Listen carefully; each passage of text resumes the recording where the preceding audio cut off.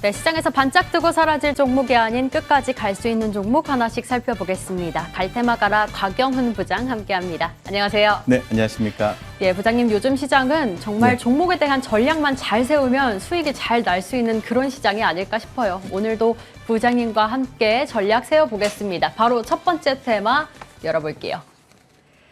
예, 조선주 이야기 나눠보겠습니다.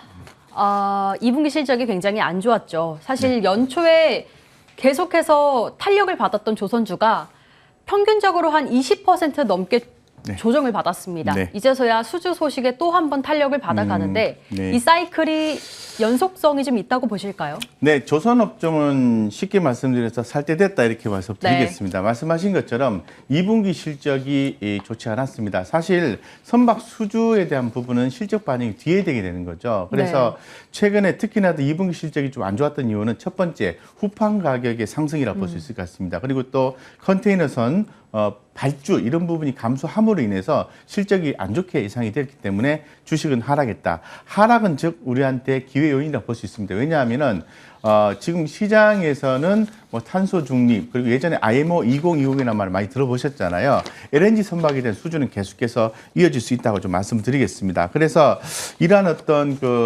뭐 컨테이너 발주의 감소라든가 후판 가격 상승은 바로 신조 성과의 상승으로 이어졌기 때문에 그런 부분을 긍정적으로 볼 수 있다고 말씀을 좀 드리겠습니다. 어쨌건 2분기 안 좋았다, 3분기 흑자 수주로 지금 진행되고 있다라고 말씀드리겠습니다. 다만 이번에 이제 흑자 수주가 지금 후판 가격이 많이 올랐잖아요. 네. 작년 대비해서 60% 이상 올랐다고 하는데 그러면 과연 흑자 일감일까에 대한 의구심은 최근에 시장 조사 분석자의 리포팅을 통해서 전달이 되고 있습니다. 하지만은 조선 같은 경우에는 수주에 대한 기대감이 훨씬 더 시장에서는 강하게 작용하고 있다 이렇게 좀 말씀드리겠습니다. 자, 그러면은 조선주 하면은 가장 대표성 있는 종목을 봐야 되겠죠. 그리고 또 조선 기자재를 봐야 되겠죠. 네. 그래서 이렇게 보시면 될 것 같고요. 가장 대표성 있는 종목이 뭐냐라고 말하면 아무래도 실적 베이스로 좀 말씀을 드려야 될 것 같습니다. 그건 바로 콕 집어서 현대미포조선입니다. 네. 실적 베이스로 봤을 때는 내년에도 대장주, 실적 개념의 대장주로 등극할 가능성이 대단히 높다. 이렇게 좀 말씀드리고요. 기타 종목들 함께 보시면 좋을 것 같다. 더불어서 강조를 드립니다. 조선기자재, 동성화인텍이라든가 종목들 또 한국카본이라든가 또 엔진 관련된 HSD 엔진 이런 종목도 기존에 한번 소개를 해드렸었는데 이런 종목도 끈기 있게 좀 보시는 게 좋겠다 말씀드리겠습니다. 네, 저도 말씀드리려고 했는데 조선주를 봐야 할까, 본행제 관련주, 동성화인텍을 봐야 할까, 뭐 이런저런 질문을 엮어서 다 보셔야 드리려고. 돼요. 예, 알겠습니다. 네. 앞서 말씀해 주셨듯이 사실 수주 소식이 꾸준히 들려와도 그게 실적에 반영되는 건 1년에서 2년이 걸린다고 했잖아요. 네, 네. 그렇기 때문에 앞으로의 실적에 대한 기대감을 가져가고 있는 게 조선주가 아닐까 싶습니다. 네. 최근 들어서도 수주 소식이 꾸준히 들려옵니다. 그러면 네. 오늘의 원픽을 혹시 현대미포조선으로. 현대미포조선을 네. 기본적으로 봐야 되는 거고요. 네, 네. 그래서 제가 종목을 좀 다양하게 예. 소개를 해드리고 싶어서 그렇게 말씀드렸던 거고 저희의 픽은 현대중공업입니다. 현대중공업. 늘 말씀드린 것처럼 우리 그 갈테마 가라에서 그냥 개념적으로 그냥 테마성이 올라가기 때문에 종목을 바로 선택해드리고 이게 이 개념이 아니고요.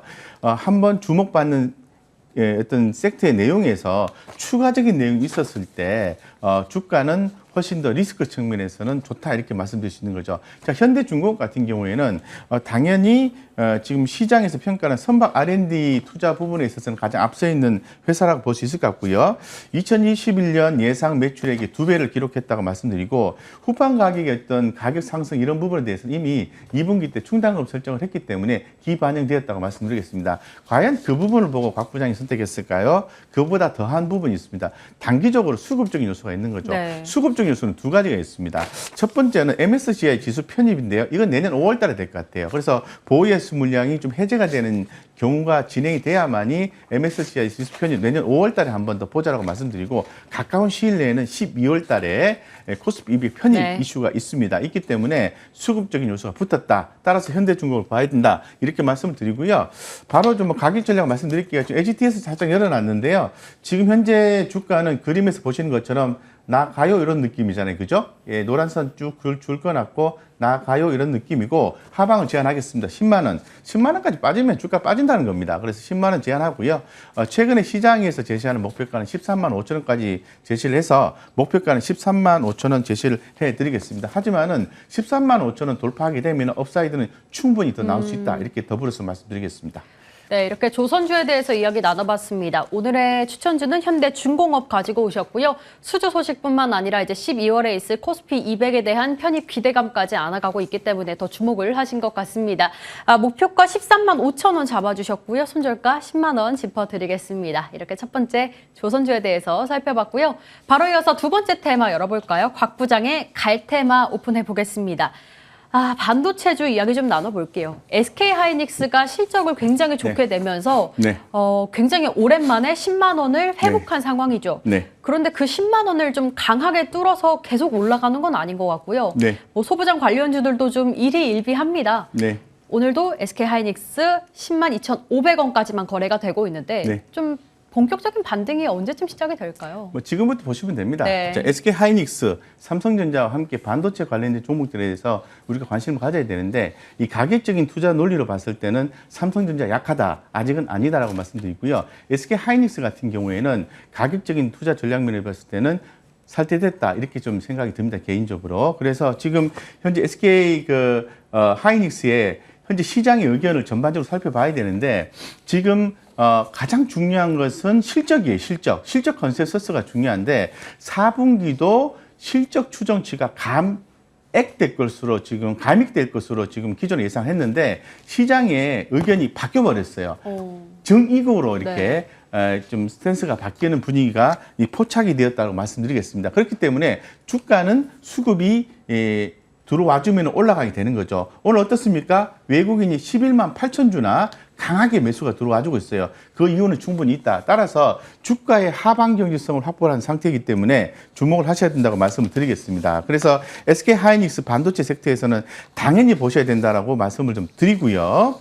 자, 그 다음에 제가 이 반도체 섹터에서 주목을 좀 하자라고 말씀드린 게 예전에도 한번 DDR5를 좀 말씀을 드렸었는데 다시 한 번 더 부각이 되기 시작했습니다. 그래서 인텔의 지금 차세대 CPU 엘더레이크 공개 임박 이 말은 곧 DDR5의 모멘텀을 기대할 수 있다는 걸로 해석이 되기 때문에 이 DDR5 주목하자라고 좀 말씀을 좀 드릴 수 있을 것 같습니다. 그래서 현재 지금 관련된 기업들에 대해서 전반적으로 좋은 모습이 나와주고 있는데 지금 밸류체인을 좀 생각을 해봐야 될 것 같아요. 그래서 밸류체인이요 상당히 좀 지금 뭐 여러 가지 밸류체인이 있긴 한데 좀 간단하게 종목 위주로만 좀 말씀을 드리겠습니다. 심텍, 심텍 좋고요. 그리고 또 ISC 이런 좀 보셔야 되고 아비코전자 예전부터 계속 시장에서 얘기 나오고 있는데 아비코전자라든가 기타 뭐 관련된 종목들도 계속해서 보시는 게 좋다 이렇게 좀 말씀을 드리겠습니다. 네, 역시나 부품주에 주목을 하고 계십니다. DDR5 기판 관련주에 조금 더 주목을 하신 것 같은데 그 중에서 원픽 종목은요? 네, 당연히 뭐 대덕전자? 오늘 제가 종목을 코리아 서키트입니다. 코리아 서키트. 네, 코리아 서키트를 말씀을 드리는 게 아무래도 이제 패키징 판 가격 어떤 이런 부분, 긍정적인 부분이 있고요. 수익성 향상이 지속이 될 것으로 보고 있습니다. 모바일 부품 수요, HDI 저점 확인 반등 부분에서 최근에 3년간 국내 5개 경쟁사가 경쟁에서 철수가 됐어요. 그래서 상당히 코리아 서키트의 경쟁성이 올라가게 되는 거고요. 특히 이제 연결 자회사 인터플렉스의 하반기 실적이 흑자 전환 예상이 되기 때문에 실적도 긍정적으로 예상을 하고 있습니다. 그래서 이 패키징판 관련해서 코리아 서키트에 주목하자라고 말씀을 드리고요. 외국인 수급도 좋은 거죠. 그래서 오늘 이 반도체 관련해서 제가 두 종목을 말하고 싶어서 먼저 전체적인 현황을 말씀드리면서 SK하이닉스를 말씀드렸고요. 코리아 서키트를 말씀드립니다. 차트 보고 말씀드리겠습니다. 자, 주가는 아주 강한 패턴으로 급등 패턴이 지금 나와주고 있습니다. 보시면은 느낌이 쭉 들어오는 거죠. 그래서 지금 현재 가격이 15,600원입니다. 그죠? 차트는 잡아가고 있죠. 하방 제한하겠습니다. 14,000원 제한시키고요. 깨지지만 않으면 18,000원까지 중기적 관점에서 보시면 좋을 것 같다. 이렇게 말씀드리겠습니다. 네, 코리아 서키트의 기판 공급 계약 소식은 꾸준히 들려오고 있습니다. 역시나 실적에 대한 기대감을 안아가고 있는데요. 이렇게 오늘의 종목은 코리아 서키트 받아봤고요. 목표가 18,000원, 손절가 14,000원 잡아주셨으니까 함께 체크해 보도록 하죠. 저희 갈테마 가라와 함께 이슈앤뷰 함께 인사드리겠습니다. 곽영은 부장님과 함께 인사드릴게요. 시청해주신 여러분 고맙습니다.